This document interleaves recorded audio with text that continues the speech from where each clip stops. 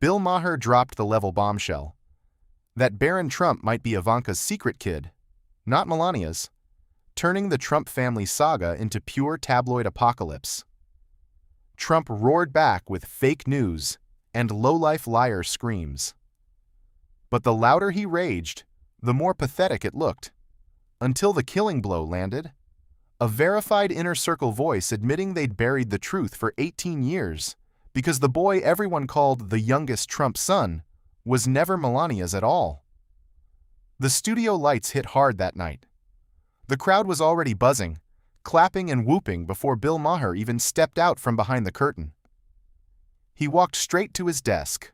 No big entrance, just that familiar half smirk he saves for when he knows he's about to drop something nasty. The band wrapped up the intro. The applause died down a little, and Maher leaned into the mic. "All right, folks," he started, voice low and steady. "Tonight we're going where no one dares to go.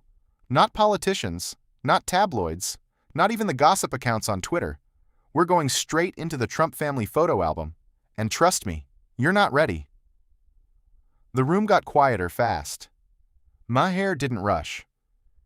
He let the silence sit there for a second, then looked right into the camera. Here's the thing most people won't touch with a 10-foot pole. Barron Trump, the tall, quiet kid who barely says a word in public, might not actually be Melania's son. Yeah, you heard that right. There's a very real chance he's Ivanka's.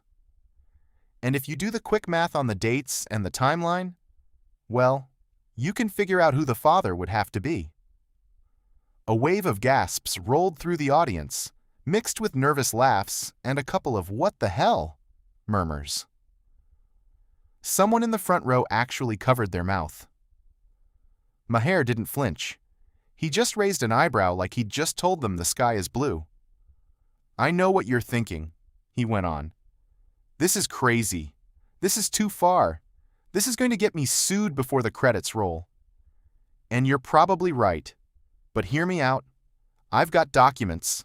I've got timelines that don't line up. I've got people who've looked at the family photos way too closely. And tomorrow night, I'm bringing all of it.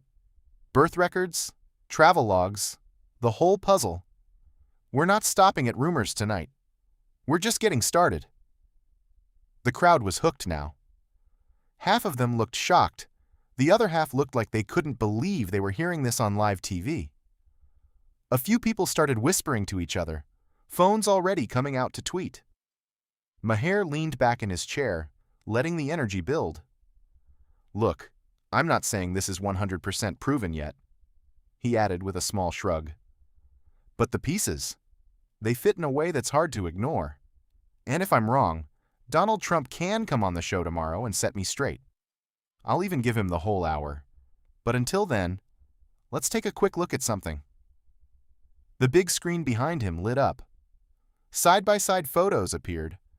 One of teenage Ivanka from the late 90s, smiling that classic Trump smile, and right next to it, a recent shot of Barron at a White House event, head tilted the same way, same jawline, same eye shape. The resemblance hit like a slap. The audience let out a collective, "oh shit" kind of sound, half laugh, half disbelief. Maher didn't say anything for a beat. He just let the image sit there, burning into everyone's retinas. "That's all for tonight," he finally said, turning back to the camera with that same calm, dangerous grin. "But tomorrow? Tomorrow we go deeper. We look at the actual documents. We talk to the people who were in the room. And we ask the questions nobody else will ask. See you then." The band kicked in hard as the credits rolled, but nobody was clapping politely anymore. Less than 2 hours after Maher signed off, Donald Trump was already firing back. No press release, no careful statement from aides. Just pure, unfiltered Trump. A quick camera setup in what looked like the residence at Mar-a-Lago. He stood there in a red tie, sleeves rolled up, face flushed the way it gets when he's really pissed. The video dropped online at 11:47 p.m. Eastern, and within minutes it had racked up millions of views. Bill Maher is a low-life, disgusting liar, Trump started, voice booming even through the phone speaker. Barron is my son with Melania. End of story. Nobody gets to drag my family through the mud like this. Especially not some failing late-night has-been who's been jealous of me for years. Sad. He paused, pointed right at the camera like he was staring down Maher through the lens. And let me tell you something else. This garbage, it stops tonight. Barron is my boy. Melania carried him.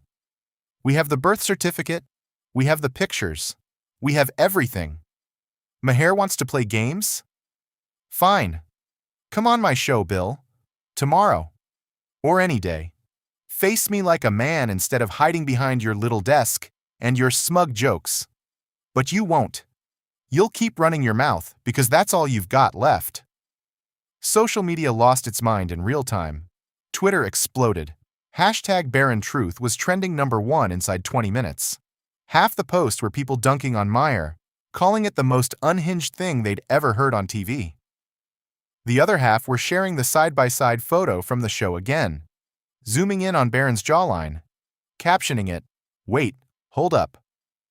Memes flew. Trump as a soap opera dad, Ivanka with a cartoon pregnancy test. Even a few dark ones nobody wanted to admit were funny. Cable news panels were already scrambling guests, arguing whether this was just tabloid trash or the start of something that could actually stick. Back at the HBO studio in New York, things were moving fast too. Around 12:30 a.m., an email hit the executive producer's inbox. Subject line, "Cease and desist. Immediate notice." Trump's legal team didn't waste time. The letter was short, aggressive, full of words like defamatory, malicious, and pending litigation. They demanded a full retraction by sunrise, threatened damages in the 9 figures, and warned that any further airing of baseless and harmful allegations would be met with immediate court action. The next night, the studio felt different. The crowd was bigger, louder, packed in like they'd heard rumors all day and couldn't stay away. Maher walked out to thunderous applause mixed with nervous energy. No small talk, no warm-up jokes. He sat down, adjusted the mic, and jumped straight in. "Last night I told you we were going somewhere nobody goes," he said, voice steady but carrying that edge. "Tonight we're not just talking. We're showing you. Let's start with the basics. The timeline."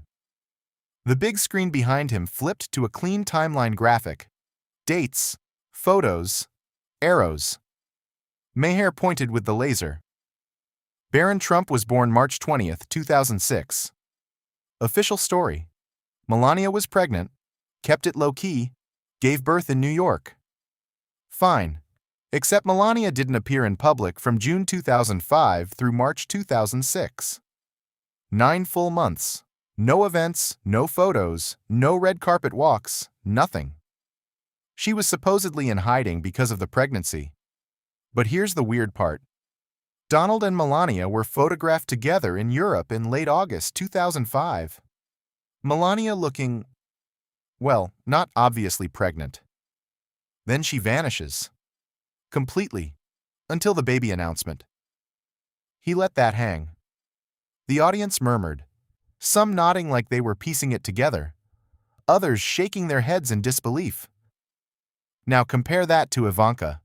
She's in the public eye nonstop through 2005. Fashion shows, business meetings, family events. But there's a 3-month window, October to December, where her schedule suddenly gets very quiet. No major appearances, just personal time, according to old press releases. Coincidence? Maybe. But when you stack it next to birth records. The screen shifted to scanned documents, redacted just enough to look official without getting them sued on the spot. Maher circled key lines. These are from New York vital records, cross-referenced with hospital logs. The name on the original filing? It's not as clean as the public version.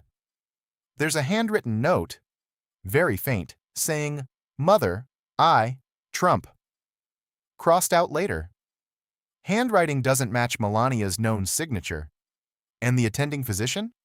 Same doctor Ivanka used for her first child years later. Gasps again. Sharper this time. A few people in the back started whispering fast. Maher didn't pause long. But documents are one thing. Faces don't lie. Let's bring out the experts. 3 guests walked on. 2 genealogists in button-downs. 1 forensic photo analyst who looked like he spent way too much time staring at pixels. They sat at a table with laptops and big monitors. The first genealogist, a woman with short gray hair, spoke first. "We ran facial recognition overlays on over 200 public photos of Barron, Ivanka, Melania, and Donald. The match between Barron and Ivanka is striking. Chin structure, 96% similarity. Eye spacing and shape, 94%. Smile curvature and tooth alignment, 97%. With Melania, drops to under 60 across the board. Statistically, that's not random." The photo analyst jumped in, pulling up a split-screen comparison. He zoomed in tight, Barron's jaw at a slight angle, then Ivanka's from 2004. The lines overlaid almost perfectly. "Bone structure doesn't change much after puberty," he said. "This isn't just resemblance, it's near-identical markers." The room was dead silent now, except for the low hum of the screens. Maher leaned forward. "And then there's this." The screen cut to black text on white. A single quote. Bold, no name attached. "Anonymous former staffer to Ivanka Trump, 2006 to 2008. I was in the room when Melania first saw Barron after the birth. She looked at him, then at Ivanka, and said quietly, 'This baby is not mine.' I thought she was joking. She wasn't." The quote sat there. No voice, no face, just the words burning on the screen. A woman in the third row actually let out a small, "Jesus." Someone else whistled low. Maher broke the silence with a dry chuckle. "Look, if this is all wrong, somebody's got one hell of a lawsuit coming. But if it's right, well, it's almost like Donald Trump built his own family brand. Literally." The crowd burst out laughing, nervous, shocked, but real. A few people clapped before they could stop themselves. Maher let it ride for a second, then nodded to the screen. "One last thing before we break." The side-by-side photo came back, but this time the analyst had zoomed in even tighter. Barron's eyes, Ivanka's eyes, pixel by pixel overlay. The match was uncanny, almost eerie. The audience leaned forward as one, like they couldn't look away. Maher looked straight into the camera, calm as ever. "That's enough for tonight. But we're not done. Not even close. Tomorrow we go further. Witnesses, more records, and maybe even a couple of answers from the man himself. If he's watching. Donald, the invitation's still open. Doors wide. See you soon." The band kicked in, lights dimmed, but nobody moved right away. The third night felt like the whole country had tuned in early.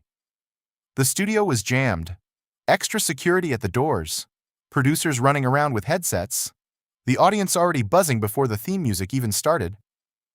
Maher strode out, no smile this time, just that focused look he gets when he knows he's holding dynamite.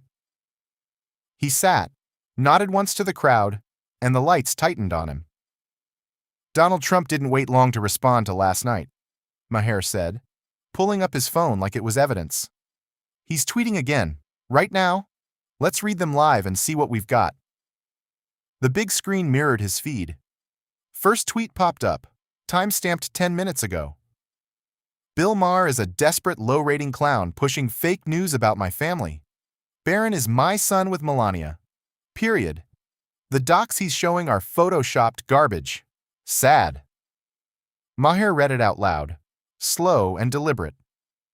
"Okay, first line. Fake news. Classic. But here's the problem. He says the documents are photoshopped, except we haven't shown the full unredacted versions yet.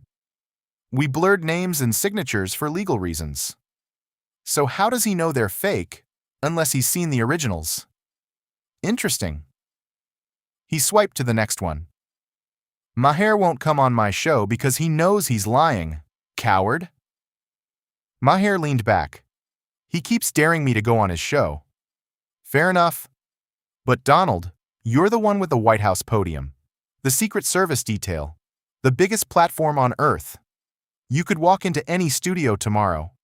Or you could come here. We've got the chair ready. No prep, no script. Just you and the questions. Ball's in your court. The audience clapped hard, a few whistles cutting through. Maher didn't let it settle. Third tweet, just dropped. Lawsuits are coming, big ones, you'll see. He looked straight at the camera. We've heard that before. But let's talk real witnesses, not tweets. The lights dimmed a touch. A secure video feed appeared on screen. Grainy at first, then cleared to show a woman in shadow, face blurred, voice altered to sound deeper and robotic. Only her hands were visible, folded tight on a table. This is a former nanny who worked directly for Ivanka Trump from 2005 through 2008, Maher explained. She reached out through a third party. We've verified her employment records. She asked to remain completely anonymous. Here's what she told us. The woman spoke, voice flat but steady through the distortion. I was hired to help with the older kids. But when Barron arrived in March 2006, I was the one who took care of him from the very first week. Ivanka was the one recovering in the house. She was the one breastfeeding, changing diapers at night, holding him constantly. Melania. She was there sometimes, but she kept her distance. She told me once in private, I love the baby, but he's not from me. I thought she meant something else at first. She didn't. I saw Ivanka exhausted, postpartum, everything. It wasn't Melania going through that. The clip ended. Silence hit the room like a brick. Then a low murmur started, building fast. A guy in the back row muttered, "Holy shit," loud enough for the mics to catch it. Maher broke it. That's one voice. We've got more coming. But right now, his producer's voice crackled in his earpiece. Maher's eyes flicked to the monitor off stage. Hold on. Looks like we've got breaking news from Mar-a-Lago. The screen cut to a shaky live feed. Trump at a podium outside, wind whipping his tie, face redder than usual. A handful of reporters shouted questions as he gripped the lectern. I'm done playing games with this liar, Bill Maher, Trump barked. What he's doing is defamation, pure and simple. He's attacking my son, my wife, my daughter. We're filing lawsuits, plural, starting with $500 million in damages. That's right, $500 million. And if he keeps this up, it'll be more. He wants to play tough? I'll bury him in court. The feed cut back to the studio. The audience erupted, some cheering, some gasping, everyone on their feet now. Maher stood up slowly, walked to the front of the desk, and looked right into the main camera.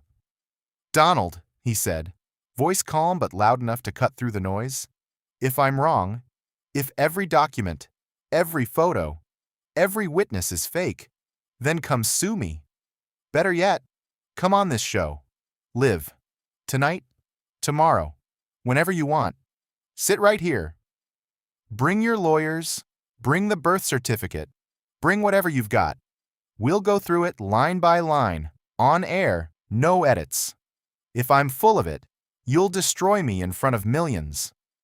But if you don't show up, well, people will notice. He paused, let the words land. Your move. The crowd lost it. Standing ovation, stomping feet, screams of Bill, Bill. Maher gave a small nod, sat back down as the band hit the break music hard.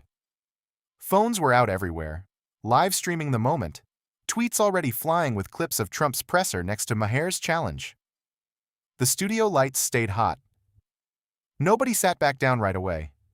The air felt thick, electric, like the whole thing could explode any second. And Maher? He just leaned back, took a sip of water, and waited for whatever came next. The fourth night rolled in like a storm nobody could ignore. The studio was standing room only. Extra chairs crammed in the aisles. Security doubled up. The air thick with anticipation, and the faint smell of coffee from people who'd been glued to their screens since the last show. Maher walked out to a roar that shook the rafters. He didn't wave or smile. He just sat, looked straight ahead, and started. Yesterday, Donald Trump held a press conference, Maher said, voice flat. He said he's suing for $500 million. Today, his lawyers made it official. The screen behind him lit up with a scanned PDF, letterhead from a high-powered New York firm, bold type screaming summons and complaint. Key lines highlighted: Plaintiff, Donald J. Trump, et al. Defendant, Bill Maher, HBO, et al. Allegations: defamation, intentional infliction of emotional distress, invasion of privacy. Relief sought: $500 million in compensatory and punitive damages. Immediate injunction to cease broadcast of all related content. Potential shutdown of real-time pending resolution. Maher let the document sit there for a long beat. They're not just threatening money. They want the show off the air until this is over. That's the play. Silence me before we can show anything else. The crowd booed hard, a wave of anger rolling through the room. Maher raised a hand, quieting them. But here's the thing, he continued. If you're going to threaten to shut someone down, you better make sure the story dies. It hasn't. And tonight we're adding fuel. He nodded to the control booth. The lights dimmed slightly, and a new graphic appeared, a blurred, redacted snippet of what looked like a medical record. Hospital form, blood type section circled in red. This is a leaked page from Barron Trump's early medical file, New York Presbyterian, 2006. We've had it authenticated by 2 independent labs. No names visible except the patient initials. BT. Blood type listed, a negative. Maher paused, letting that sink in. Now here's Melania Trump's publicly listed blood type, from her modeling agency records, and confirmed in old medical disclosure forms. O positive. Donald Trump, O positive. Ivanka Trump, also from old records when she was modeling and doing public health campaigns, a negative. The graphics split into 3 columns. Barron, A negative. Melania, O positive. Ivanka, A negative. A simple red arrow pointed from Barron to Ivanka. Basic genetics, Maher said. A child with A negative blood cannot have 2 O positive parents. It's impossible. One parent has to carry the A antigen. Donald and Melania both O pos? No A. Ivanka carries A neg, matches perfectly. The audience erupted. Gasps. Shouts. A few people standing up without realizing it. Phones lit up everywhere. People frantically Googling blood type inheritance right there in their seats. Maher didn't let the noise settle. But don't take my word for it. Let's bring back our forensic photo analyst, live. The same guy from the previous night walked on, this time with a bigger monitor setup. He pulled up the side-by-side of Barron and Ivanka, then layered a new overlay. Facial landmark points, ear shape, earlobe attachment, even the exact curve of the philtrum, the little dip under the nose. We ran this through updated software, the analyst said. Not just visual match, metric analysis. Euclidean distances between 68 facial landmarks. Result: 98.7% similarity between Barron and Ivanka. Between Barron and Melania, 61.4%. Between Barron and Donald, 64.2%. He clicked, and a probability box popped up in bold red. Random chance of this level of match with unrelated individuals, less than 0.1%. The room went dead quiet for a split second, then exploded. Cheers, whistles, people yelling, "Show it again!" Maher stood up, walked closer to the camera, eyes locked on the lens. "Donald," he said, voice clear and unhurried, "you've got the lawyers, you've got the money, you've got the threats, but you still haven't answered the questions. Blood types don't lie. Photos don't lie. Witnesses don't lie. If all of this is wrong, if I'm making it up, then prove it. Right here, right now." He spread his arms slightly, gesturing to the empty chair next to his desk. "Come on the show tonight. Walk in, sit down, bring whatever documents you want. We'll go through them live. No edits, no cuts. If I'm full of crap, you'll end this in 30 minutes, and I'll look like an idiot. But if you don't show, if you keep hiding behind letters and press conferences, people are going to keep asking why." He stared straight into the camera for another long beat. "The door's open. Tonight. I'll wait." The audience came completely unglued. Standing ovation, stomping, chanting "Bill, Bill," as the band crashed in for the break. Maher didn't sit back down right away. He stayed standing, looking out at the crowd, then back at the camera, like he half expected Trump to burst through the doors any second. The fifth night wasn't just another episode. HBO had cleared the schedule, slapped a special presentation banner across every promo, and titled it, "The Truth About the Trump Family." The studio lights were brighter, the cameras more numerous, the crowd packed so tight you could feel the heat rising off them. Maher walked out alone. No band intro, no applause cue. Just him, the desk, and a single empty chair that had become the most talked about piece of furniture in America. He sat, looked dead into the lens, and spoke without preamble. "Welcome to the Truth Hour. No jokes tonight, no warm-up. We've shown documents, timelines, blood types, photos, witnesses. Donald Trump has threatened $500 million in lawsuits, called me every name in the book, and dared me to face him. Well, here we are. Doors still open, chairs still empty. Let's see if he shows." The audience didn't cheer right away. They were too wired, too on edge. Phones were up everywhere, streaming live, waiting. Maher glanced at the monitor off to the side. And right on cue, Donald's tweeting again. "Live. Let's go through them." First tweet flashed up, posted 3 minutes earlier. "Maher's special is a desperate ratings grab. Everything he said is lies. My lawyers are dismantling this fraud right now. Sad loser." Maher read it slowly. "Dismantling. Okay, but you haven't filed a single motion yet. No discovery requests, no subpoenas, nothing public. If your lawyers are so busy dismantling, why are you spending your evening tweeting instead of producing evidence?" Next one dropped mid-sentence. "Blood types, fake leak, photos, doctored, witnesses, paid liars. I have the real birth certificate. Melania signed it. Come after me? You'll regret it." Maher leaned forward. "Real birth certificate. Great. Bring it here. Show it live. We'll scan it, authenticate it on air with independent experts. No one's stopping you. But tweeting about it, that's not proof. That's noise." Another tweet pinged in real time. "Maher knows he's finished. That's why he's begging me to come on. Pathetic." Maher gave a short, humorless laugh. "Begging? I'm offering you the biggest platform you'll ever get to clear your family's name. If I'm wrong, you win everything. Ratings, vindication, the whole thing. But you're still tweeting from Mar-a-Lago instead of walking through that door. People notice, Donald. They really do."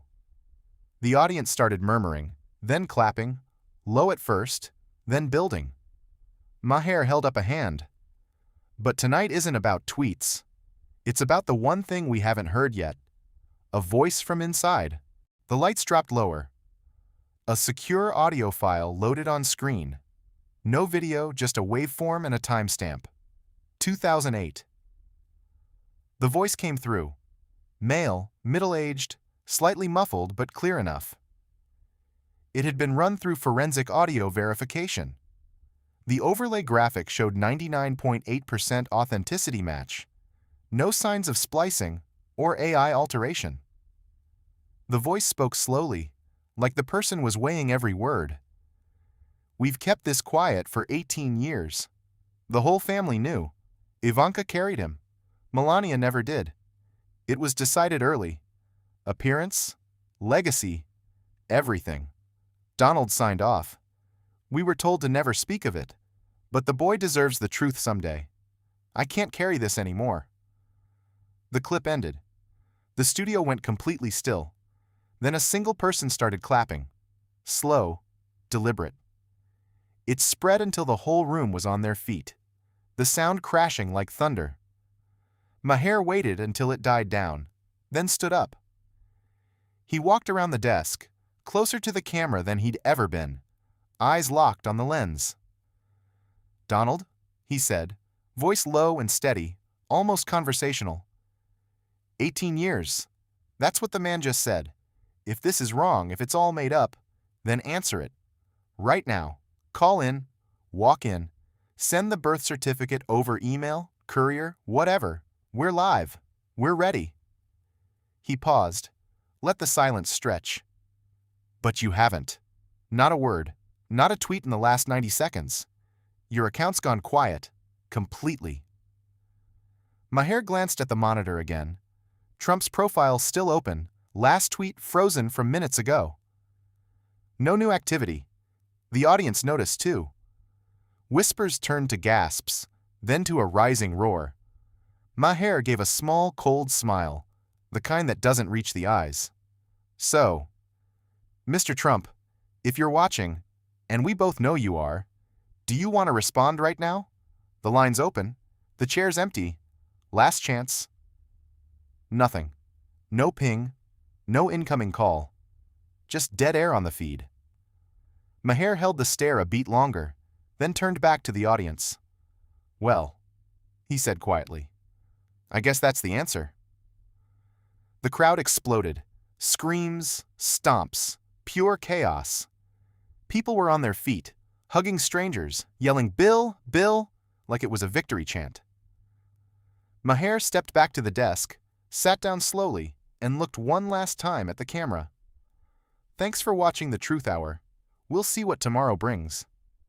The screen faded to black, but right before it cut completely, white text appeared in simple block letters. "To be continued?" The music never played.